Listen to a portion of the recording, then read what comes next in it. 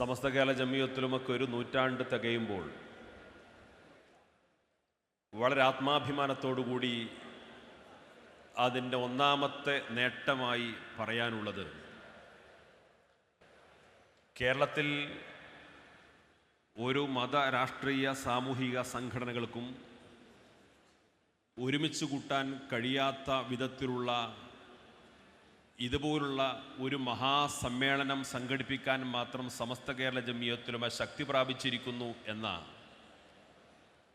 ഈ വലിയ ശക്തിയുടെയും സ്വീകാര്യതയുടെയും അംഗീകാരത്തിൻ്റെയും നേട്ടങ്ങളുമായിട്ടാണ് ഈ മഹാസമ്മേളനം ഇന്ന് സമാപിക്കാനിരിക്കുന്നത്.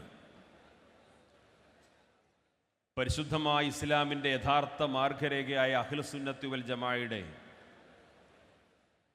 ആശയാദർശങ്ങൾ പ്രചരിപ്പിക്കാനും അതിനെതിരായി വരുന്ന ആശയാദർശങ്ങളെ നമ്മുടെ രാജ്യം അനുവദിക്കുന്ന നിയമങ്ങൾക്ക് വിധേയമായി പ്രതിരോധിക്കാനും സാധിച്ചതിലൂടെ ആ പണ്ഡിത ദൗത്യം നമ്മുടെ മഹാരഥന്മാരായ നേതൃത്വം വളരെ ഭംഗിയായി ഫലപ്രദമായി വിനിയോഗിച്ചതിൻ്റെ ഗുണഫലമാണ് ഇന്നും കേരളത്തിൻ്റെ മുസ്ലിം സമൂഹത്തിൻ്റെ മുഖ്യധാര ഏത് എന്ന് ചോദിച്ചാൽ അത് സമസ്ത കേരള ജമിയത്തുലുമ വിഭാവന ചെയ്യുന്ന ഈ പാരമ്പര്യ മുസ്ലിം സമൂഹമാണെന്ന് അഭിമാനത്തോടുകൂടി പറയാൻ സാധിക്കും. അതിൻ്റെ പ്രധാനപ്പെട്ട കാരണം മതപരമായ കാര്യത്തിൽ ഈ സമൂഹത്തിന് മുമ്പിൽ ഈ മഹത്തായ പ്രസ്ഥാനം നേടിയെടുത്ത വിശ്വാസ്യതയാണ്. പരിശുദ്ധ ദീനുമായി ബന്ധപ്പെട്ട ഏത് വിഷയങ്ങൾ നമ്മുടെ സമൂഹത്തിൽ ഉയർന്നു വന്നാലും അക്കാര്യത്തിൽ സമസ്ത കേരള ജമിയത്തുലുമ തീർപ്പ് കൽപ്പിക്കുന്നതാണ് ഏറ്റവും സ്വീകാര്യമായത് എന്ന് വിശ്വസിക്കുന്നവരാണ് കേരളത്തിലെ മഹാഭൂരിപക്ഷം വരുന്ന മുസ്ലിങ്ങൾ. അത് സമസ്തയുടെ അനുഭാവികളോ പ്രവർത്തകരോ പ്രസ്ഥാന ബന്ധുക്കളോ മാത്രമല്ല, ഒരു ശരാശരി മുസ്ലിം ചിന്തിക്കുന്നതും വിശ്വസിക്കുന്നതും ധരിച്ചു വച്ചിരിക്കുന്ന യാഥാർത്ഥ്യം അതാണ്. അതിൻ്റെ കാരണം മതപരമായ കാര്യത്തിൽ ഇക്കാലമത്രയും ഈ മഹത്തായ പ്രസ്ഥാനം ഈ സമുദായത്തിൻ്റെ മുമ്പിൽ ഉത്ബോധിപ്പിച്ച ഓരോ കാര്യങ്ങളും സത്യസന്ധമായ കാര്യങ്ങൾ മാത്രമായിരുന്നു, ആധികാരികമായിരുന്നു, പ്രാമാണികമായിരുന്നുവെന്ന് നമ്മുടെ നേതൃത്വത്തിന് ഉറപ്പിച്ചു പറയാൻ സാധിക്കും. അത് നിഷേധിക്കാൻ, അത് ചോദ്യം ചെയ്യാൻ, ആ ചോദ്യം ചെയ്യലുകളിലെ അത്തരം വിമർശനങ്ങളെ വസ്തുതാപരമായിട്ട് തെളിയിക്കാൻ ഇന്നുവരെ ഒരു എതിരാളിക്കും സാധ്യമായിട്ടില്ല എന്ന് പ്രത്യേകമായി നമുക്കെടുത്തു പറയാൻ സാധിക്കും. നാം ജീവിച്ചുകൊണ്ടിരിക്കുന്നത് ഒരു ബഹുസ്വര സമൂഹത്തിലാണ്. പരിശുദ്ധ ഇസ്ലാമിൻ്റെ വിശ്വാസവും സംസ്കാരവും മുറുകെ പിടിച്ചുകൊണ്ട് ജീവിക്കാൻ ഈ സമുദായത്തെ പ്രാപ്തമാക്കുന്ന മദ്രസകളിലൂടെ, അറബിക് കോളേജുകളിലൂടെ, ദർസുകളിലൂടെ, മതപ്രഭാഷണങ്ങളിലൂടെ, ഇതുപോലുള്ള മഹാസമ്മേളനങ്ങളിലൂടെ, ആവശ്യാനുസരണം നൽകുന്ന ഉപദേശ നിർദ്ദേശങ്ങളിലൂടെ, പ്രസ്താവനകളിലൂടെ, ആഹ്വാനങ്ങളിലൂടെ ഈ സമുദായം ഏത് വഴിയിലൂടെ സഞ്ചരിക്കണമെന്ന ദിശ നിർണയിച്ചു കൊടുക്കുന്നതിലൂടെ തന്നെ നാം ജീവിക്കുന്നത് ഒരു ബഹുസ്വര സമൂഹത്തിലാണ് എന്ന കൃത്യമായ ബോധത്തോടു കൂടിയാണ് സമസ്ത കേരള ജമിയത്തുലുമ ഇവിടെ പ്രവർത്തിച്ചുകൊണ്ടിരിക്കുന്നത്. ഈ രാജ്യത്തെ ഹിന്ദുക്കളും മുസ്ലിങ്ങളും ക്രിസ്ത്യാനികളും മതമുള്ളവരും മതമില്ലാത്തവരും നിരവധി ഭാഷകളും സംസ്കാരങ്ങളും മതങ്ങളും ജാതികളും ഉപജാതികളുമായി താമസിച്ചുകൊണ്ടിരിക്കുന്ന ഒരു വലിയ രാജ്യം, ലോകത്തെ ഏറ്റവും വലിയ മതേതര ജനാധിപത്യ രാജ്യം എന്ന് അഭിമാനിക്കാവുന്ന ഒരു വലിയ മഹാരാജ്യത്ത്, ഇന്ത്യയിൽ ലോകത്തെ ഏറ്റവും വലിപ്പത്തിൻ്റെയും ജനസംഖ്യയുടെ ഒക്കെ പേരിൽ പറഞ്ഞാൽ 2ാം സ്ഥാനം പറയാവുന്ന ഒരു വലിയ രാജ്യം, ആ രാജ്യത്ത് ആ രാജ്യം വിഭാവന ചെയ്യുന്ന ഭരണഘടനയ്ക്ക് വിധേയമായി ഇവിടുത്തെ സാമുദായികമായ സൗഹാർദ്ദം നിലനിർത്തിക്കൊണ്ട് മറ്റൊരു മതവിഭാഗത്തിനും ഒരു പ്രയാസവും സൃഷ്ടിക്കാതെ, എന്നാൽ സ്വന്തം വിശ്വാസ ആചാര അനുഷ്ഠാന ക്രമങ്ങളെ പറയാനും പഠിപ്പിക്കാനും പരിശീലിപ്പിക്കാനും അതനുസരിച്ചൊരു സമൂഹത്തെ വളർത്തിയെടുക്കാനും, ആധുനിക സാമൂഹ്യ ശാസ്ത്രജ്ഞന്മാരുടെ ഭാഷയിൽ പറഞ്ഞാൽ ഒരർത്ഥത്തിൽ സോഷ്യൽ എഞ്ചിനീയറിംഗ് എന്ന് പറയുന്ന ഈ പ്രസ്ഥാനം വിഭാവന ചെയ്യുന്ന ആശയാദർശ ക്രമമനുസരിച്ചുകൊണ്ട് ഒരു സമൂഹത്തെ കൃത്യമായി വളർത്തിയെടുത്ത് അതേ വഴിയിലൂടെ സഞ്ചരിക്കാനും അവർക്കിടയിൽ വളർന്നു വരുന്ന പുതിയ തലമുറയെ അതേ സഞ്ചാര പദത്തിലൂടെ മുന്നോട്ട് നയിക്കാനും സാധിക്കുന്ന വിധം ഒരു കൃത്യമായ ആദർശത്തിലൂന്നിക്കൊണ്ട് ഈ സമൂഹത്തെ മുന്നോട്ട് നയിക്കാൻ സാധിച്ചു എന്നുള്ളത് സമസ്തയുടെ സുപ്രധാനമായ മറ്റൊരു നേട്ടമാണ്. ഈ പ്രസ്ഥാനം നിരവധി വിദ്യാഭ്യാസ സ്ഥാപനങ്ങൾക്ക് നേതൃത്വം നൽകുന്നുണ്ട്. 1951 സമസ്ത കേരള ഇസ്ലാം മത വിദ്യാഭ്യാസ ബോർഡ് രൂപീകരിച്ചതിന് ശേഷം നിരവധി മദ്രസകൾ, നിരവധി അറബി കോളേജുകൾ, നിരവധി മതവിദ്യാഭ്യാസ സ്ഥാപനങ്ങൾ, അതിൻ്റെ പ്രബോധന പ്രവർത്തനങ്ങൾ, ഇതുമായി ബന്ധപ്പെട്ട ഏതെങ്കിലും ഒരു പ്രഭാഷണങ്ങളിലോ ഒരു ഗ്രന്ഥത്തിലോ ഒരു പാഠ്യപദ്ധതിയിലോ ഈ രാജ്യത്തിൻ്റെ നിയമത്തിന് വിരുദ്ധമായ പരാമർശമുണ്ടെന്ന് ഇന്നുവരെ ആരോപണം ഉയർന്നു വന്നിട്ടില്ല. അതിൻ്റെ പാഠ്യപദ്ധതി ഇവിടുത്തെ ഏതെങ്കിലും സാമുദായ വിഭാഗത്തെ ദോഷകരമായി ബാധിക്കുന്നു എന്ന ആരോപണം ഉയർന്നു വന്നിട്ടില്ല. അതിൻ്റെ പാഠപുസ്തകങ്ങളെ ചൂണ്ടിക്കാണിച്ചുകൊണ്ട്, അതിൻ്റെ ചോദ്യപേപ്പറുകളെ ചൂണ്ടിക്കാണിച്ചുകൊണ്ട്, അതിൻ്റെ സിലബസുകളെ ചൂണ്ടിക്കാണിച്ചുകൊണ്ട് അത് ഈ രാജ്യത്തിൻ്റെ മതവിഭാഗങ്ങൾക്ക് ദോഷകരമായി ബാധിക്കുന്നുവെന്ന പരാതി ഉയർന്നു വന്നിട്ടില്ല. തീവ്രവാദവും വർഗീയവാദവും ഉയർന്നു വരുന്ന സമയത്ത് അത്തരം തീവ്രവാദ പ്രവർത്തനങ്ങൾ സമുദായത്തിനകത്തുനിന്ന് ഉയർന്നു വന്നു കഴിഞ്ഞാൽ അത് മതവിരുദ്ധവും നിയമവിരുദ്ധവുമാണെന്ന് ആരെക്കാൾ മുൻപന്തിയിൽ പറയാനും പ്രഖ്യാപിക്കാനും ഉത്ബോധിപ്പിക്കാനും ഈ പ്രസ്ഥാനം മുന്നോട്ട് വന്നു. അതുകൊണ്ട് തന്നെ ഈ 100 വർഷക്കാലത്തിനിടയിൽ വർഗീയമായ ഒരു ആരോപണം സമസ്ത കേരള ജമിയത്തുലമക്കെതിരെ എതിരാളികൾ പോലും ഉയർത്തിക്കൊണ്ടുവന്നിട്ടില്ല. തീവ്രവാദപരമായ ഒരു ആരോപണം എതിരാളികൾ പോലും ഈ പ്രസ്ഥാനത്തിനെതിരെ ഉയർത്തിക്കൊണ്ടുവന്നിട്ടില്ല. അതിനനുസരിച്ച ഒരു വിദ്യാഭ്യാസ സംസ്കാരമാണ് സമസ്ത കേരള ജമിയത്തുലമ ഇവിടെ പഠിപ്പിച്ചത്. സമസ്ത നടത്തിക്കൊണ്ടിരിക്കുന്ന വിദ്യാഭ്യാസ പ്രവർത്തനങ്ങൾ ആയിരക്കണക്കിന് മദ്രസകളുടെയും ദർസുകളുടെയും അറബി കോളേജുകളുടെയും എണ്ണമോ അവിടെ പഠിച്ചുകൊണ്ടിരിക്കുന്ന കുട്ടികളുടെ എണ്ണമോ അല്ല. അതിനേക്കാളപ്പുറം മതവിദ്യാഭ്യാസത്തിൽ അധിഷ്ഠിതമായ ഒരു ഭൗതിക വിദ്യാഭ്യാസ സംസ്കാരത്തെ സമസ്ത കേരള ജമിയത്തുലമ ഇവിടെ പഠിപ്പിച്ചു, പരിശീലിപ്പിച്ചു. അതിനെ ഇന്ന് കേരളം മാത്രമല്ല, കേരളത്തിൻ്റെ പുറത്തുള്ള സംസ്ഥാനങ്ങൾ മാത്രമല്ല, ലോകത്തെ മുസ്ലിം സമുദായം വിദ്യാഭ്യാസത്തെക്കുറിച്ച് അന്വേഷിച്ചുകൊണ്ടിരിക്കുന്ന എവിടെയും കേരള മുസ്ലിം മോഡൽ എന്ന് അഭിമാനത്തോടുകൂടി നമുക്ക് പരിചയപ്പെടുത്താവുന്നതും വളരെ ആത്മാഭിമാനത്തോടുകൂടിയും ആത്മവിശ്വാസത്തോടുകൂടിയും അവർ പരിചയപ്പെടുന്ന ഒരു കേരള മോഡലായി സമസ്ത കേരള ജമിയത്തുലമ ഇവിടെ പരിചയപ്പെടുത്തിയിട്ടുള്ള വിദ്യാഭ്യാസ വിപ്ലവത്തെയും വിദ്യാഭ്യാസ സംസ്കാരത്തെയും ചൂണ്ടിക്കാണിക്കാൻ സാധിക്കും. നാം തിരിച്ചറിയേണ്ടത് സമസ്ത കേരള ജമിയത്തുലമ ഇവിടെ പരിചയപ്പെടുത്തുന്ന മതവിദ്യാഭ്യാസം അത് കേവലം മതത്തിൻ്റെ അടിസ്ഥാനപരമായ ആരാധനാമുറകളെ പഠിപ്പിക്കുന്ന, പരിശീലിപ്പിക്കുന്ന മതവിദ്യാഭ്യാസം മാത്രമല്ല. പരിശുദ്ധമായ ദീനിൻ്റെ വിജ്ഞാനങ്ങൾ അതിൻ്റെ യഥാർത്ഥ സ്രോതസ്സിൽ നിന്ന് തന്നെ സ്വീകരിക്കപ്പെട്ടുകൊണ്ട് ആ സ്രോതസ്സിൽ നിന്ന് ലഭ്യമാകുന്ന വിജ്ഞാന ശാഖകളിലൂടെ മുന്നോട്ട് പോയി കഴിഞ്ഞാൽ ഒരിക്കലും മതരംഗത്ത് നേടിയെടുത്ത വിദ്യാഭ്യാസത്തിലൂന്നിക്കൊണ്ട് മുന്നോട്ട് പോകുന്നൊരു തലമുറ ഏതെങ്കിലും ബിദഈ പ്രസ്ഥാനങ്ങളിലേക്കോ മതനിഷേധത്തിലേക്കോ ദൈവനിഷേധത്തിലേക്കോ രാജ്യവിരുദ്ധ പ്രവർത്തനങ്ങളിലേക്കോ ബഹുസ്വരത നിഷേധിക്കുന്ന അപകടകരമായ വൈകാരികതകളിലേക്കോ ഈ സമുദായത്തിൽ വളർന്നു വരുന്ന മക്കൾ മുന്നോട്ട് പോകില്ല എന്ന് ഉറപ്പിച്ചു പറയാൻ സാധിക്കുന്ന കൃത്യമായ വിദ്യാഭ്യാസ വിപ്ലവമാണ് സമസ്ത കേരള ജമിയത്തുലമ ഇവിടെ പഠിപ്പിച്ചത്. ആ വിദ്യാഭ്യാസം കേവലം ഒരു അക്കാദമികമായ പ്രവർത്തനം മാത്രമല്ല. മലയാളത്തിലെ, കേരളത്തിലെ സമസ്തയുടെ വിദ്യാഭ്യാസത്തെ സ്വീകരിച്ചവരെല്ലാം അതൊരു ജീവിത ശൈലിയായി സ്വീകരിക്കപ്പെട്ടു. ഒരു കുടുംബത്തിൽ ഒരു കുഞ്ഞ് പിറന്നു കഴിഞ്ഞാൽ ആ കുഞ്ഞിന് 5 വയസ്സ് തികഞ്ഞാൽ അവർ സമസ്തക്കാരാവേണ്ടതില്ല, അവർ സംഘടനാ പ്രവർത്തകരാകേണ്ടതില്ല, അവർ ഏതെങ്കിലും മതവിദ്യാഭ്യാസ പ്രവർത്തനങ്ങളുടെയും മതസംഘടനയുടെയും ഭാഗമാകേണ്ടതില്ല. ആ കുഞ്ഞിന് 5 വയസ്സ് തികഞ്ഞാൽ ആൺകുട്ടിയാണെങ്കിലും പെൺകുട്ടിയാണെങ്കിലും ഈ കുട്ടിക്ക് മദ്രസാ വിദ്യാഭ്യാസം വേണമെന്ന് ആ രക്ഷിതാക്കൾ ചിന്തിക്കുന്ന ഒരു ജീവിത ശൈലിയിലേക്കും മനോഭാവത്തിലേക്കും കേരളത്തിൻ്റെ മുസ്ലിം പൊതുബോധത്തെ പോലും ചിന്തിക്കാൻ പര്യാപ്തമാക്കിയത് കേരളീയ മുസ്ലിം സമൂഹത്തിനിടയിൽ സമസ്ത കേരള ജമിയത്തുലമ വളർത്തിക്കൊണ്ടുവന്ന വിദ്യാഭ്യാസ സംസ്കാരമാണ്. ആ വിദ്യാഭ്യാസ സംസ്കാരം ഈ രാജ്യത്തിൻ്റെ നിയമത്തെ അംഗീകരിക്കുന്ന വിദ്യാഭ്യാസമാണ്. ഈ രാജ്യത്തിന്റെ ബഹുസ്വരതയെ ഉൾക്കൊള്ളുന്ന വിദ്യാഭ്യാസമാണ്. ഈ രാജ്യത്തിന്റെ സാമുദായിക സൗഹാർദ്ദത്തെ ഉൾക്കൊള്ളുന്ന വിദ്യാഭ്യാസമാണ്.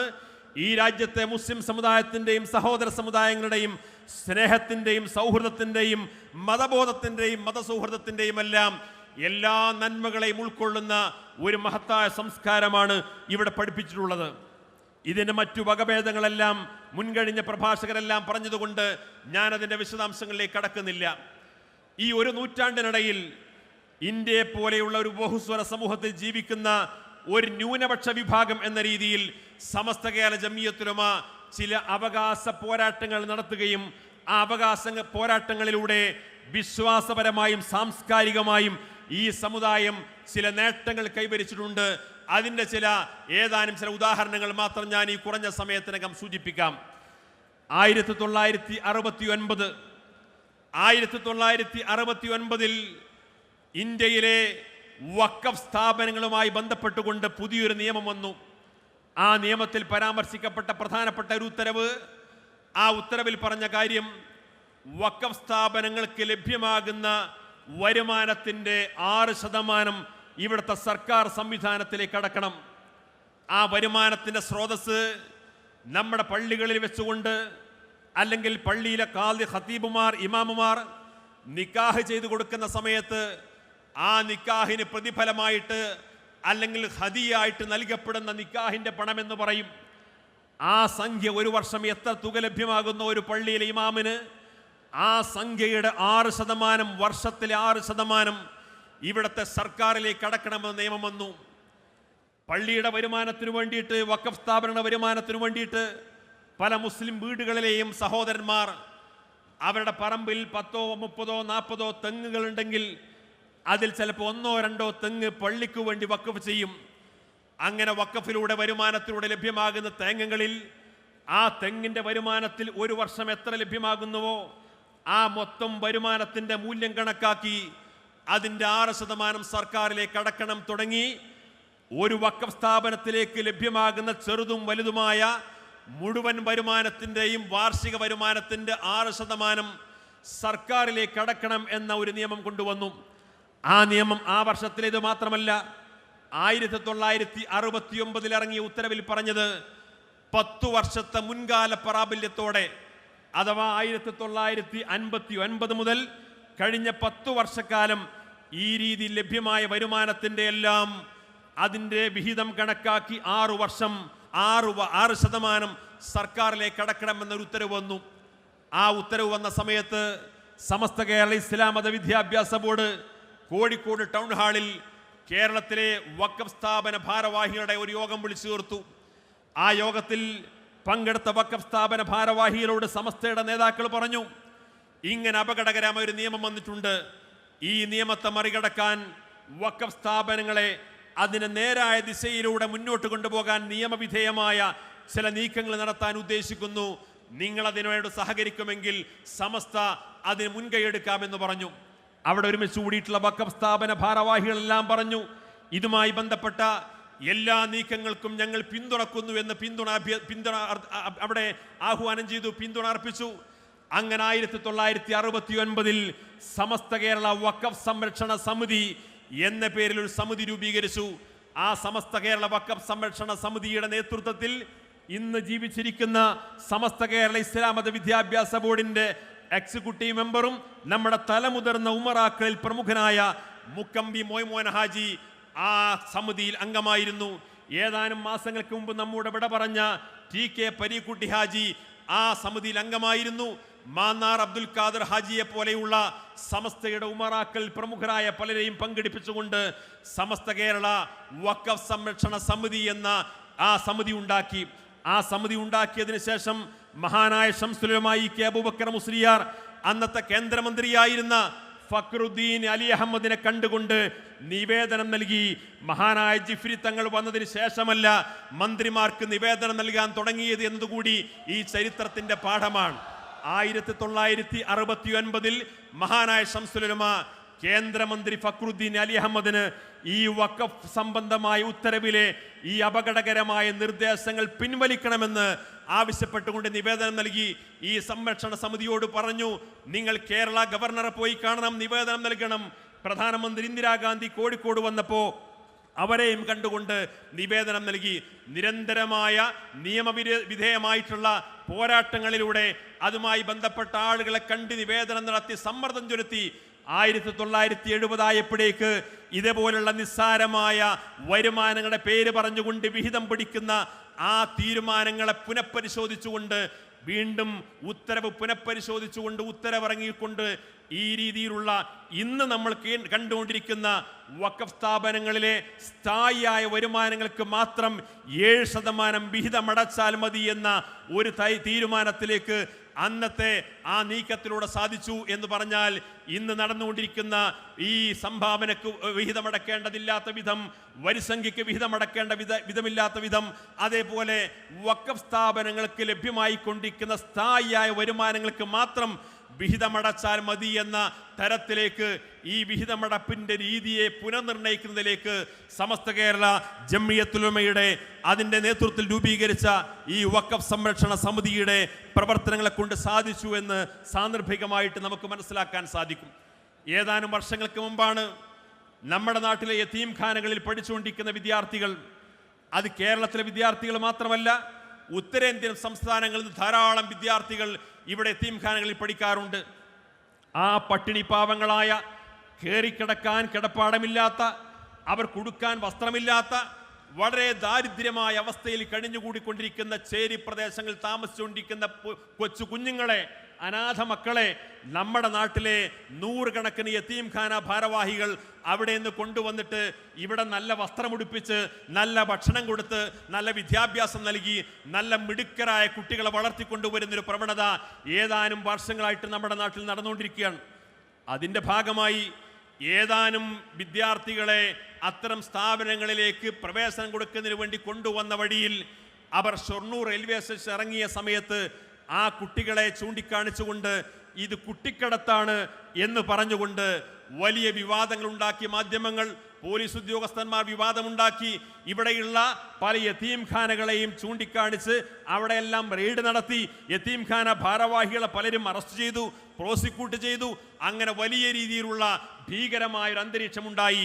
അതിൻ്റെ കാരണം പറഞ്ഞത് നമ്മുടെ നാട്ടിൽ ഒരു ബാലനീതി നിയമം വന്നിട്ടുണ്ട്, JJ ആക്ട് വന്നിട്ടുണ്ട്. ഇനിയെല്ലാം ഇത്തരം അനാഥശാലകൾ നടത്തുന്നുണ്ടെങ്കിൽ ഈ JJ ആക്ടിന് വിധേയമായിട്ട് മാത്രമേ നടത്താൻ പാടുള്ളൂ എന്ന കണിശമായ നിയമം ഉണ്ടാക്കുന്ന ആ നിയമം അടിച്ചേൽപ്പിക്കുന്ന രീതി വന്നു. സ്വാഭാവികമായും JJ ആക്ട് അനുസരിച്ചുകൊണ്ട് ഒരു യതീംഖാന നടത്തി മുന്നോട്ട് കൊണ്ടുപോവുക എന്ന് പറഞ്ഞാൽ നമ്മുടെ നാട്ടിലെ യതീംഖാന നടത്തിക്കൊണ്ടിരിക്കുന്ന ഭാരവാഹികളെ സംബന്ധിച്ചിടത്തോളം തീർത്തും അപ്രായോഗികമാണ്. കാരണം ആ കുട്ടികൾക്ക് താമസിക്കാനുള്ള ഹോസ്റ്റലിനെ കുറിച്ച്, അവരുടെ ക്ലാസ് റൂമുകളെ കുറിച്ച്, അവർക്കുള്ള അധ്യാപകരെ കുറിച്ച്, അവരുടെ കൗൺസിലേഴ്സിനെ കുറിച്ച്, അവരുടെ സ്ഥാപനങ്ങളുമായി ബന്ധപ്പെട്ട കാര്യങ്ങളെക്കുറിച്ച് ഈ പാവപ്പെട്ട യതീം മക്കളെ പഠിപ്പിക്കാൻ വേണ്ടി ഉദാരമനസ്കിൽ നിന്ന് സംഭാവന സ്വീകരിച്ചുകൊണ്ട് നടത്തിക്കൊണ്ടിരിക്കുന്ന സ്ഥാപനങ്ങളെ സംബന്ധിച്ചിടത്തോളം അത് വലിയ സാമ്പത്തിക ബാധ്യതയാണ്. അതുകൊണ്ട് തന്നെ JJ ആക്ടിന് അനുസരിച്ചുകൊണ്ട് യതീംഖാനകളെ നടത്തുക എന്ന് പറഞ്ഞാൽ അത് വളരെ പ്രയാസകരമായ ഒരു സാഹചര്യം വന്നു.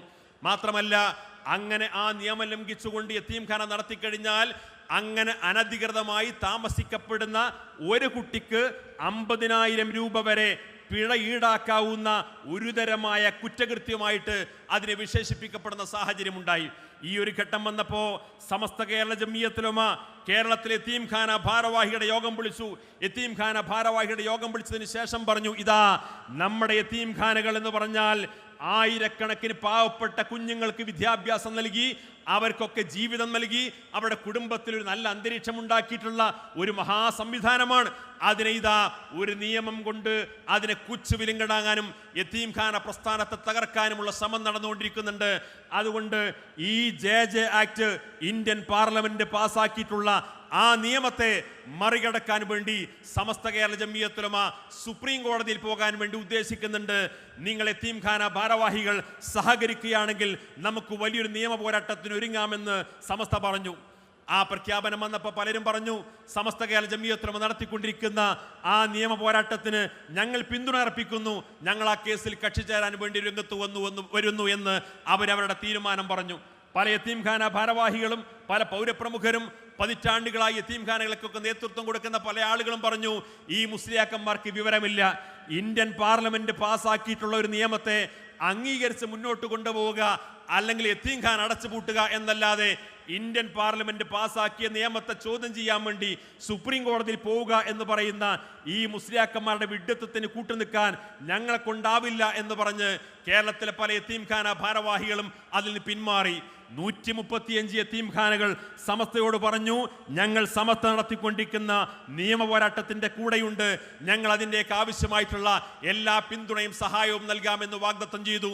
സമസ്ത കേരള ജമിയത്തുൽ ഉലമ 135 യതീംഖാനകളെയും ചേർത്ത് പിടിച്ചുകൊണ്ട് സുപ്രീം കോടതിയിൽ നിയമ പോരാട്ടത്തിന് പോയി. സുപ്രീം കോടതിയിൽ ചെന്നുകൊണ്ട് ഇന്ത്യ രാജ്യത്ത് നടന്നുകൊണ്ടിരിക്കുന്ന, പ്രത്യേകിച്ച് കേരളത്തിൽ നടന്നുകൊണ്ടിരിക്കുന്ന യതീംഖാന സംവിധാനം, ഈ നാടിന് ചെയ്ത വിലയേറിയിട്ടുള്ള സംഭാവനകൾ കൃത്യമായ ഡാറ്റ വെച്ചുകൊണ്ട്, ഉന്നതരായ അഭിഭാഷകരെ വെച്ചുകൊണ്ട് സുപ്രീം കോടതിയിൽ വാദിച്ചു. വാദത്തിനൊടുവിൽ അത് വിധി പറയാൻ മാറ്റിവെച്ചു. അങ്ങനെ ഏതാനും മാസങ്ങൾക്ക് ശേഷം JJ ആക്ടുമായി ബന്ധപ്പെട്ട നിയമത്തിന് മുമ്പിൽ ഒരു ഡെമോക്രസിന്റെ വാള് പോലെ ഇവിടുത്തെ യതീംഖാന ഭാരവാഹികളെല്ലാം ഭീതിയോടുകൂടി കഴിഞ്ഞുകൊണ്ടിരിക്കുന്ന സമയത്ത് സുപ്രീം കോടതി സമസ്ത സമർപ്പിച്ച ആ ഹർജിക്ക് മുമ്പാകെ ഹർജിയെ പരിഗണിച്ചുകൊണ്ട് അന്തിമമായ വിധി പറഞ്ഞു. സമസ്ത കേരള ജമിയത്തുൽ ഉലമയുടെ ഈ ഹർജി തീർപ്പ് കൽപ്പിച്ചുകൊണ്ട് സുപ്രീം കോടതി വിധി പ്രഖ്യാപിച്ചു. ഈ ഹർജിയിൽ പരാമർശിക്കപ്പെട്ടിട്ടുള്ള 135 യതീംഖാനകൾക്ക് JJ ആക്ട് ബാധകമല്ല എന്ന് സുപ്രീം കോടതി ഒരു വിധി പ്രഖ്യാപിച്ചിട്ടുണ്ടെങ്കിൽ ആ വിധി സമ്പാദിക്കുന്നതിൽ ഏക പങ്കുവഹിച്ച പ്രസ്ഥാനം അത് സമസ്ത കേരള ജമിയത്തുൽ ഉലമ മാത്രമാണ് എന്ന് അഭിമാനത്തോടുകൂടി നമുക്ക് പറയാൻ സാധിക്കും. ഏതാനും വർഷങ്ങൾക്ക് മുമ്പാണ് ചേകനൂർ മൗലവി തുടങ്ങിവെച്ച ഖുർആൻ സുന്നത്ത് സൊസൈറ്റി എന്ന് പറഞ്ഞ സംഘടന, ആ സംഘടന കേരള ഹൈക്കോടതിയിൽ ഒരു ഹർജി സമർപ്പിച്ചു. ഹർജി സമർപ്പിച്ചിട്ട് പറഞ്ഞു, ഇസ്ലാമിക ശരീഅത്ത് എന്ന് പറഞ്ഞ ആ സംവിധാനം, ഇസ്ലാമിക ശരീഅത്ത് മൗലികാവകാശത്തിന് വിരുദ്ധമാണ് എന്ന് ഹൈക്കോടതി പ്രഖ്യാപിക്കണം എന്ന് പറഞ്ഞു. ഇസ്ലാമിക ശരീഅത്ത് എന്ന് മാത്രമല്ല, ഏത് മതമനുസരിച്ചുകൊണ്ട് ഇന്ത്യ രാജ്യത്ത് ഏത് പൗരനും അവൻ ഇഷ്ടപ്പെടുന്ന മതം വിശ്വസിക്കാം, ആചരിക്കാം, പ്രബോധനം ചെയ്യാം. അതിനെല്ലാം ഈ രാജ്യത്ത് അത് മൗലികാവകാശമാണ്. പക്ഷേ ഇസ്ലാമിക ശരീഅത്ത് അത് മൗലികാവകാശത്തിന് വിരുദ്ധമാണ് എന്ന് പ്രഖ്യാപിക്കണമെന്ന് ആവശ്യപ്പെട്ടുകൊണ്ട് കേരള ഹൈക്കോടതിയിൽ ഖുർആൻ സുന്നത്ത് സൊസൈറ്റി ഹർജി നൽകി. ആ ഹർജിയെ കൗണ്ടർ ചെയ്തുകൊണ്ട് അതിനെതിരായി ഹൈക്കോടതിയിൽ ഹാജരായത് സമസ്ത കേരള ജമിയത്തുൽ ഉലമയായിരുന്നു. സമസ്ത കേരള ജമിയത്തുൽ ഉലമ അഭിഭാഷകരെ വെച്ചുകൊണ്ട് എന്താണ് ഇസ്ലാമിക ശരീഅത്ത്, എന്താണ് മുസ്ലിം സമുദായത്തിന്റെ മതസ്വാതന്ത്ര്യം, എന്താണ് ഇന്ത്യൻ ഭരണഘടന നൽകുന്ന വ്യക്തി സ്വാതന്ത്ര്യം, മൗലികാവകാശം, അതിന്റെ കൃത്യമായ കാര്യങ്ങൾ അവിടെ വാദിച്ചു ജയിച്ചു എന്ന് മാത്രമല്ല, ആ ഖുർആൻ സുന്നത്ത് സൊസൈറ്റി നൽകിയ ആ ഹർജിക്കെതിരെ സമസ്ത കേരള ജമിയത്തുൽ ഉലമ നടത്തിയിട്ടുള്ള നിയമ പോരാട്ടത്തിനൊടുവിൽ അവസാനം കേരള ഹൈക്കോടതി ഖുർആൻ സുന്നത്ത് സൊസൈറ്റിയുടെ ഹർജി ചുരുട്ടിക്കൂട്ടി ചവറ്റുകൊട്ടയിലേക്ക് വലിച്ചെറിഞ്ഞെങ്കിൽ അത് സമസ്ത കേരള ജമിയത്തുൽ ഉലമയുടെ നിയമ പോരാട്ടത്തിന്റെ പ്രതിഫലമാണ്. അവർ വീണ്ടും സമസ്തക്കെതിരെ സുപ്രീം കോടതിയിൽ ഹർജി കൊടുത്തു. അതിൽ അപ്പീൽ പോയിരിക്കുന്നു. ഇന്നുവരെ അവർക്ക് അനുകൂലമായ വിധി സമ്പാദിക്കാൻ സാധിച്ചിട്ടില്ല. അതേപോലെ നമ്മുടെ രാജ്യത്ത് എപ്പോഴും വിവാദമുണ്ടായിരിക്കുന്ന ഒരു സംഭവമാണ് ഹിജാബുമായി ബന്ധപ്പെട്ട വിഷയം.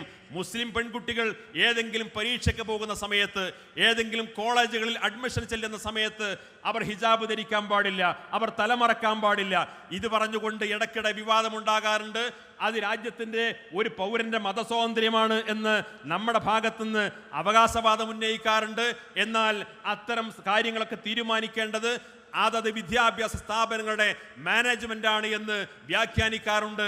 ഈ വ്യാഖ്യാനത്തിൻ്റെ ഒക്കെ മറപിടിച്ചുകൊണ്ട് കർണാടക ഹൈക്കോടതി ഹിജാബിനെ നിരോധിച്ചുകൊണ്ട് ആ കാര്യത്തിൽ അന്തിമമായ തീരുമാനമെടുക്കേണ്ടത് കോടതിയല്ല, അത് ഭരണഘടനാപരമായ തീരുമാനങ്ങളെക്കാൾ അപ്പുറം അതത് സ്ഥാപന മാനേജ്മെന്റ് ആണെന്ന് പറയുന്ന ഹിജാബിനെതിരായിട്ടുള്ള ഒരു തീരുമാനമുണ്ടാക്കി. ആ തീരുമാനത്തെ അംഗീകരിച്ചുകൊണ്ട് കർണാടക ഹൈക്കോടതി വിധി പറഞ്ഞു, ഹിജാബിനെതിരായി വിധി പറഞ്ഞു.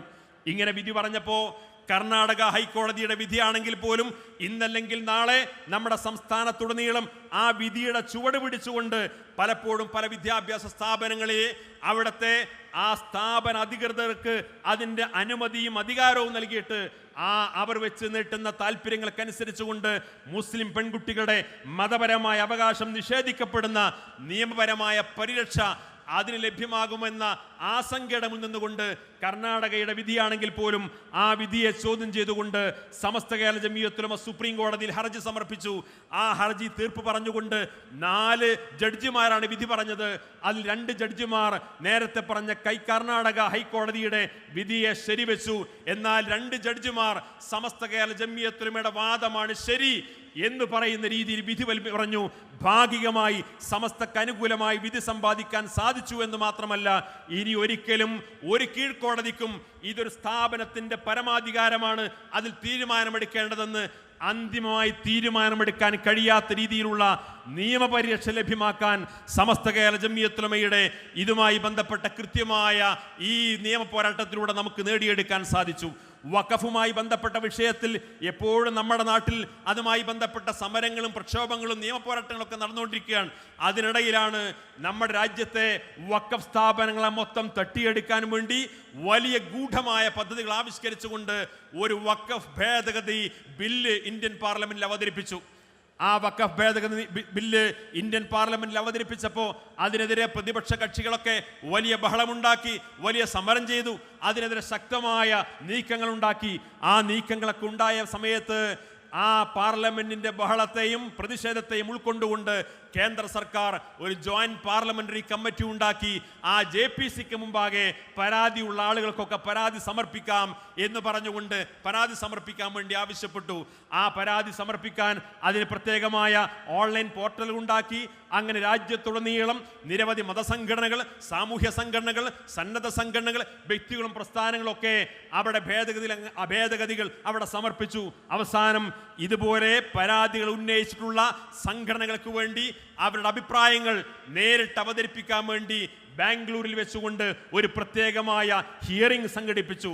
ആ ബാംഗ്ലൂരിൽ നടന്ന ഹിയറിംഗിൽ എൻ്റെ പ്രിയപ്പെട്ട സഹോദരന്മാർ പ്രത്യേകം മനസ്സിലാക്കണം, വഖഫ് ഭേദഗതി നിയമം നടപ്പിലായി കഴിഞ്ഞാൽ നമ്മുടെ രാജ്യത്ത് കോടിക്കണക്കിന് രൂപയുടെ ആസ്തിയുള്ള വഖഫ് സ്ഥാപനങ്ങളും വഖഫ് സ്വത്തുക്കളും തട്ടിയെടുക്കാൻ വേണ്ടി സംഘപരിവാർ ഭരണാധികാരികൾ ഉണ്ടാക്കിയിട്ടുള്ള ഈ അപകടകരമായ നിയമത്തെ ചെറുത്തു തോൽപ്പിക്കാനും അതിൽ അപകടകരമായ നിയമങ്ങളെയും വ്യവസ്ഥകളെയും ഒഴിവാക്കിയിട്ട് സുതാര്യമായ സംവിധാനം മുന്നോട്ട് കൊണ്ടുപോകാൻ വേണ്ടിയിട്ടുള്ള രാജ്യത്തുടനീളം നടന്ന ശക്തമായ പ്രക്ഷോഭത്തിനൊടുവിൽ ആ JPC കമ്മിറ്റി ഹിയറിംഗ് സംഘടിപ്പിച്ചു. ആ ഹിയറിംഗ് നമ്മുടെ തൊട്ടടുത്തുള്ള ബാംഗ്ലൂരിൽ വെച്ചുകൊണ്ടാണ് നടന്നത്. ആ ബാംഗ്ലൂരിൽ നടന്ന ഹിയറിംഗിൽ കേരളത്തിൽ നിന്ന് ആകെ പങ്കെടുത്ത സംഘടന അത് സമസ്ത കേരള ജംഇയ്യത്തുൽ ഉലമ മാത്രമായിരുന്നു എന്ന് എൻ്റെ പ്രിയപ്പെട്ട സഹോദരന്മാർ മനസ്സിലാക്കണം. ഈ വേദിയിരിക്കുന്ന നമ്മുടെ പ്രിയപ്പെട്ട സഹപ്രവർത്തകൻ സമസ്തയുടെ PRO അഡ്വക്കേറ്റ് തൊയ്യിബ് ഹുദവിയാണ്.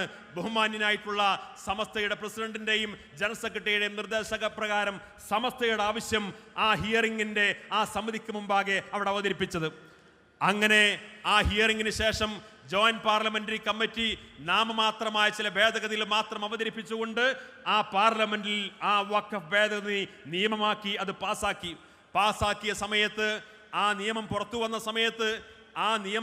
വന്ന സമയത്ത് പലപ്പോഴും വീണ്ടും ഒരുപാട് അപകടകരമായ നിയമങ്ങൾ അതിലുണ്ടായിരുന്നു എന്ന് നമ്മൾ വീണ്ടും തിരിച്ചറിയുകയാണ്. സമസ്തയുടെ ഉസ്താദുമാർ വീണ്ടും തീരുമാനിച്ചു, ഈ വഖഫ് ഭേദഗതി നിയമത്തിനെതിരെ ആ നിയമത്തിലുള്ള അപകടകരമായ വ്യവസ്ഥകൾ ഒഴിവാക്കി കിട്ടുന്നതിനു വേണ്ടി നാം സുപ്രീം കോടതിയിൽ പോകണം. സുപ്രീം കോടതിയിൽ ഹർജി സമർപ്പിച്ചു. സമസ്ത വിവിധ സംഘടനകളൊക്കെ സമർപ്പിച്ചിരുന്നു. 100 കണക്കിന് ഹർജികൾ ആ സുപ്രീം കോടതിയിൽ അതുമായി ബന്ധപ്പെട്ട് കൊണ്ടുവന്നു. പക്ഷേ സമസ്തയുടെ ആവശ്യം വഖഫ് ഭേദഗതി നിയമം പിൻവലിക്കണമെന്നല്ല, അതിനേക്കാളപ്പുറം ആ ഭേദഗതി നിയമത്തിൽ ഇവിടുത്തെ വഖഫ് സ്ഥാപനങ്ങളെയും വഖഫ് സ്വത്തുക്കളെയും വഖഫ് സ്ഥാപന ഭാരവാഹികളെയും ദോഷകരമായി ബാധിക്കുന്ന വ്യവസ്ഥകൾ എണ്ണി പറഞ്ഞിട്ട് ഈ അപകടകരമായ വ്യവസ്ഥകൾ ആ വകുപ്പിൽ നിന്ന് ആ നിയമത്തിൽ നിന്ന് പൂർണ്ണമായിട്ട് നീക്കം ചെയ്യണമെന്നും അതോടൊപ്പം ഈ കേസ് അന്തിമമായി തീർപ്പ് കൽപ്പിക്കപ്പെടുന്നതുവരെ വഖഫ് സ്ഥാപനങ്ങളുടെ അതിൻ്റെ വിശദാംശങ്ങൾ കേന്ദ്ര സർക്കാരിൻ്റെ വഖഫ് ബോർഡിൻ്റെ പോർട്ടലിൽ അപേക്ഷ കൊടുക്കണം, അല്ലെങ്കിൽ അതിൽ അപ്ലോഡ് ചെയ്യണമെന്ന് പറയുന്ന ആ നിർദ്ദേശം ഒഴിവാക്കണമെന്ന് സമസ്ത സുപ്രീം കോടതിയിൽ ആവശ്യപ്പെട്ടു.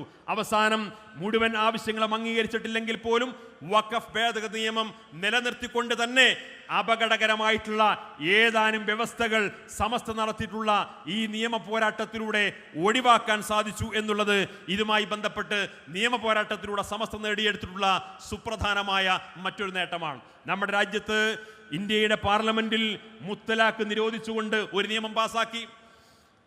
ഒരു ഭർത്താവ് ഭാര്യയെ 3 തലാക്ക് ഒന്നിച്ചു ചൊല്ലുന്ന ആ മുത്തലാഖിനെ രാജ്യത്ത് നിയമം മൂലം നിരോധിക്കുന്നു. ഇവിടെ ക്രൈസ്തവ സഹോദരന്മാർ വിവാഹമോചനം നടത്തുന്നത് സിവിൽ നിയമത്തിന്റെ പരിധിയാണ്. ഹൈന്ദവ സഹോദരന്മാർ വിവാഹമോചനം നടത്തുന്നത് സിവിൽ നിയമത്തിന്റെ പരിധിയാണ്. മറ്റു പല സമുദായങ്ങളുടെയും വിവാഹമോചനം ഇവിടുത്തെ സിവിൽ നിയമത്തിന്റെ പരിധിയിലാണ് വരുന്നത്. എന്നാൽ മുസ്ലിങ്ങളുടെ വിവാഹമോചനത്തെ ഒരു കുറ്റകൃത്യമായി കണക്കാക്കിക്കൊണ്ട് ആ വിവാഹമോചനം അത് മുത്തലാഖ് മുഖേനയാണെങ്കിൽ അതൊരു കുറ്റകൃത്യമായി ചിത്രീകരിക്കുകയും ജാമ്യം നിഷേധിക്കുന്ന ഗുരുതരമായ വകുപ്പുകൾ ചുമത്തിയിട്ട് ആ നിയമം ധാരാളം നിരപരാധികളായിട്ടുള്ള ഭർത്താക്കന്മാരെ ആ നിയമത്തെ ദുരുപയോഗം ചെയ്തുകൊണ്ട് കേസിൽ കൊടുക്കാനും പല രീതിയിലുള്ള പകപോക്കലുകൾക്കും വ്യക്തിവിരോധങ്ങൾക്കും കുടുംബ സംഘർഷങ്ങൾക്കുമൊക്കെ ഈ മുത്തലാഖ് നിരോധന നിയമം ദുരുപയോഗം ചെയ്യപ്പെടുന്ന സാഹചര്യം ഉണ്ടാകും എന്ന് ഭയപ്പെട്ടുകൊണ്ട് ആ നിയമത്തെ ദുരുപയോഗം ചെയ്യപ്പെടുന്ന അവസ്ഥയെന്ന് മോചിപ്പിക്കണമെന്ന് ആവശ്യപ്പെട്ടുകൊണ്ട് സമസ്ത കേരള ജംഇയ്യത്തുൽ ഉലമ ഈ മുത്തലാഖ് നിരോധനവുമായി ബന്ധപ്പെട്ടുകൊണ്ട് സുപ്രീം കോടതിയിൽ ഹർജി നൽകി. നമ്മൾ ആലോചിക്കണം, സമസ്ത കേരള ജംഇയ്യത്തുൽ ഉലമ സുപ്രീം കോടതിയിൽ പറഞ്ഞു, മുത്തലാഖ് എന്നല്ല, ഒരു തലാഖിനെ പോലും പ്രോത്സാഹിപ്പിക്കുന്ന സമീപനമല്ല ഇസ്ലാമിക ശരീഅത്തിലുള്ളത്. ഏതെങ്കിലും ഒരു ഭർത്താവ് ഭാര്യയെ വിവാഹമോചനം നടത്തുന്നുവെങ്കിൽ അതിൻ്റെ വിവിധ ഘട്ടങ്ങളുണ്ട്. ആ ഘട്ടങ്ങളെല്ലാം പൂർത്തീകരിക്കപ്പെട്ടതിന് ശേഷം ഇനി ഒരിക്കലും അവർ ഒരുമിച്ച് മുന്നോട്ട് പോകാൻ കഴിയില്ല എന്നൊരു ഘട്ടം വന്നാൽ പോലും ഒരു ത്വലാഖ് ചെല്ലാൻ മാത്രമാണ് പരിശുദ്ധമായ ശരീഅത്ത് പ്രോത്സാഹിപ്പിക്കുന്നത്. 2, 3 ഒക്കെ അതിലൊരിക്കലും അത്തരമൊരു സംവിധാനത്തെ ഇസ്ലാമിക ശരീഅത്ത് പ്രോത്സാഹിപ്പിക്കുന്നില്ല. പക്ഷേ ചില പ്രത്യേകമായ ഘട്ടങ്ങളിൽ ഇതുപോലുള്ള ചില വകുപ്പുകൾ ഇസ്ലാമിക ശരീഅത്തിലുണ്ട് എന്ന ആ കൃത്യമായ പ്രായോഗികമായ മറ്റൊരു സമുദായത്തിലും കാണാത്ത പ്രായോഗികമായിട്ടുള്ള കൃത്യമായ ആ വിവാഹമോചന രീതിയെ നമ്മുടെ അഭിഭാഷക സുപ്രീം കോടതിയിൽ അവതരിപ്പിച്ചു.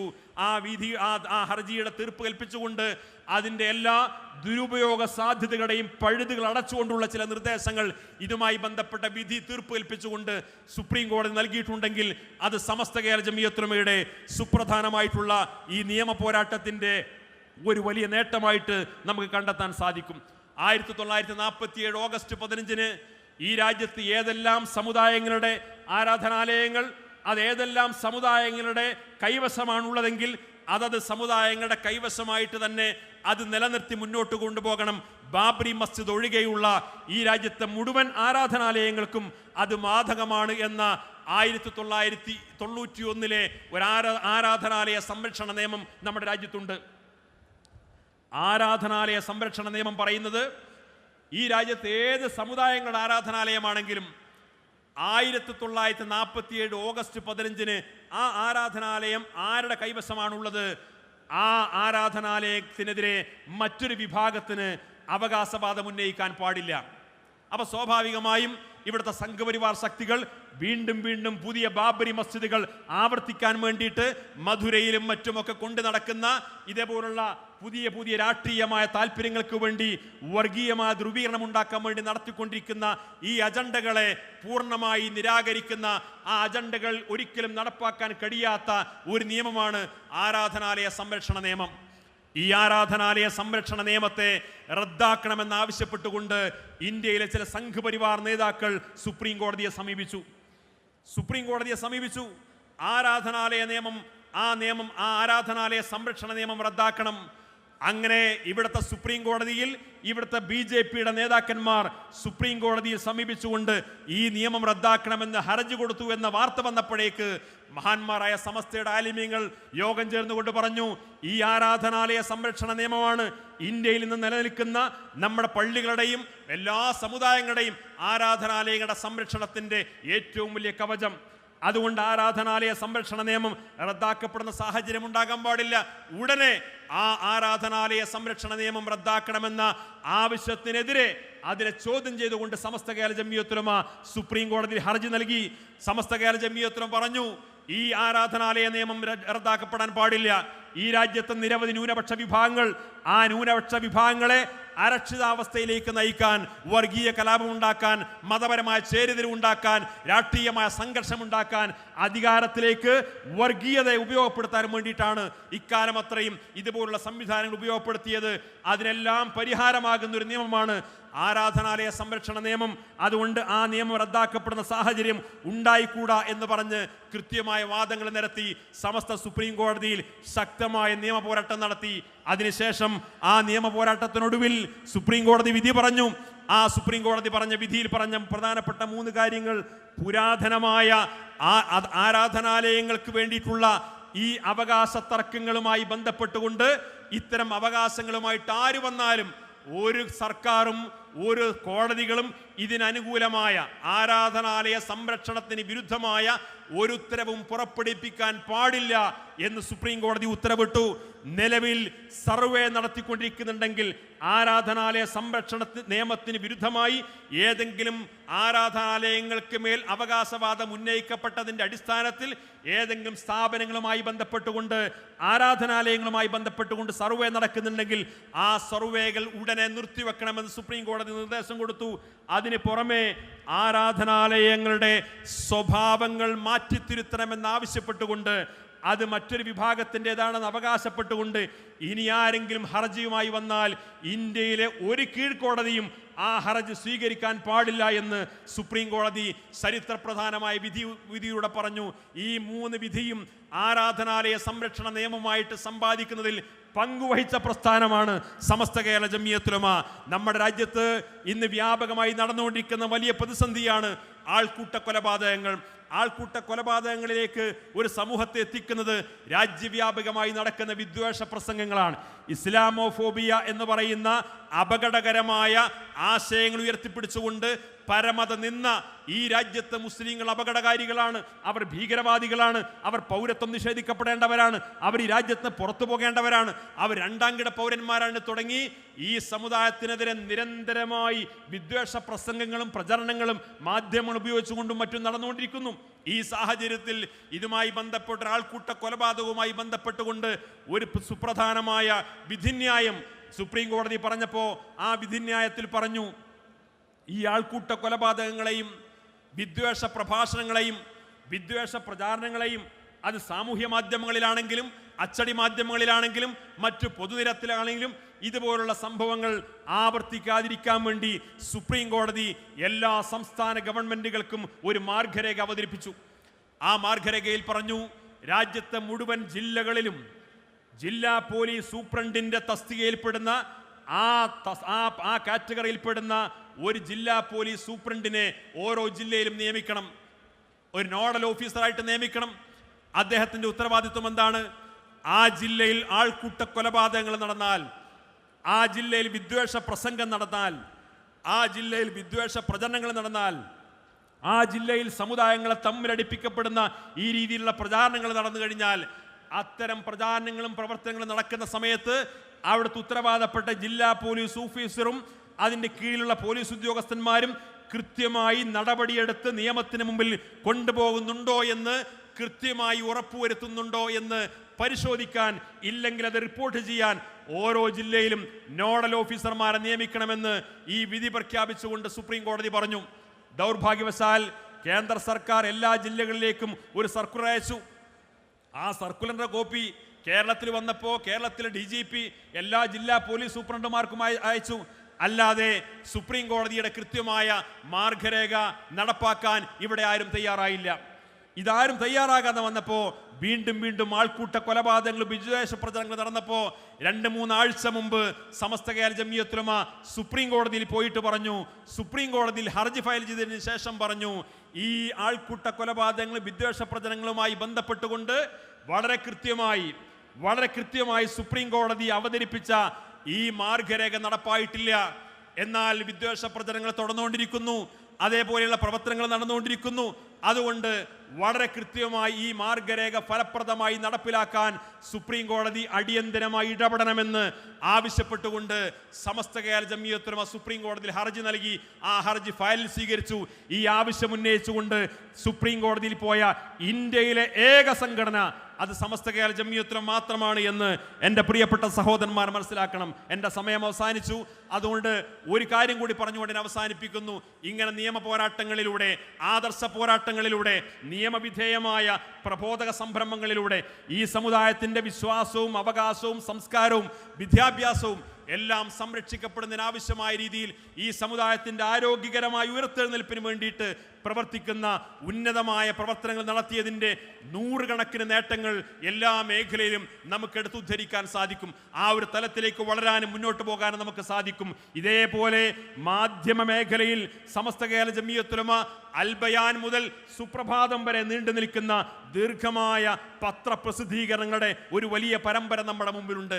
100ാം വാർഷികത്തിലേക്ക് എത്തി നിൽക്കുമ്പോൾ 12 വർഷം പൂർത്തിയാകുന്ന സുപ്രഭാതം ദിനപത്രം ഏത് എതിർപ്പുകൾ വന്നാലും ആ സുപ്രഭാതം വീണ്ടും വീണ്ടും ഉയരങ്ങളിലേക്ക് കുതിക്കുന്ന രീതിയിൽ കേരളത്തിൻ്റെ പൊതുസമൂഹത്തിൻ്റെ അനിവാര്യമായ ഒരു പത്രമായി മാറിയെടുക്കുന്ന രീതിയിൽ ജനാധിപത്യ രാജ്യത്ത് മാധ്യമങ്ങളുടെ പ്രാധാന്യം എന്തെന്ന് സ്വയം തിരിച്ചറിഞ്ഞുകൊണ്ട് ആ പത്രത്തിൻ്റെ പ്രാധാന്യം സമസ്തക്കാർ മാത്രമല്ല, സുന്നികൾ മാത്രമല്ല, മുസ്ലിങ്ങൾ മാത്രമല്ല, ഇന്ത്യയിലെ മതേതര ജനാധിപത്യ സമൂഹം തന്നെ ആഗ്രഹിക്കുന്ന, ഇഷ്ടപ്പെടുന്ന, സ്വീകാര്യം നേടിയിട്ടുള്ള ഒരു പത്രമാക്കി മാറ്റാൻ സുപ്രഭാതത്തെ സാധിച്ചു എന്നുള്ളത് നമ്മൾ നേടിയിട്ടുള്ള ഏറ്റവും വലിയ നേട്ടമാണ്. ഈ 100ാം വാർഷികം ആഘോഷിക്കുന്ന സമയത്ത് സമസ്ത കേരള ജംഇയ്യത്തുൽ ഉലമയെ സംബന്ധിച്ചിടത്തോളം ഈ 100ാം വാർഷിക ആഘോഷവേളയിൽ ഏത് പ്രചരണങ്ങൾ നടന്നാലും, ഏത് വെല്ലുവിളികൾ നടന്നാലും, എന്ത് വിദ്വേഷ പ്രചരണങ്ങൾ നടന്നാലും, ഏതർത്ഥത്തിൽ സമസ്ത കേരള ജംഇയ്യത്തുൽ ഉലമക്ക് പ്രയാസകരമുണ്ടാക്കുന്ന പ്രവർത്തനങ്ങൾ ആര് നടത്തിയാലും ഈ പ്രസ്ഥാനത്തിൻ്റെ ഇന്ന് നമ്മൾ കൈവരിച്ച ഏറ്റവും വലിയ,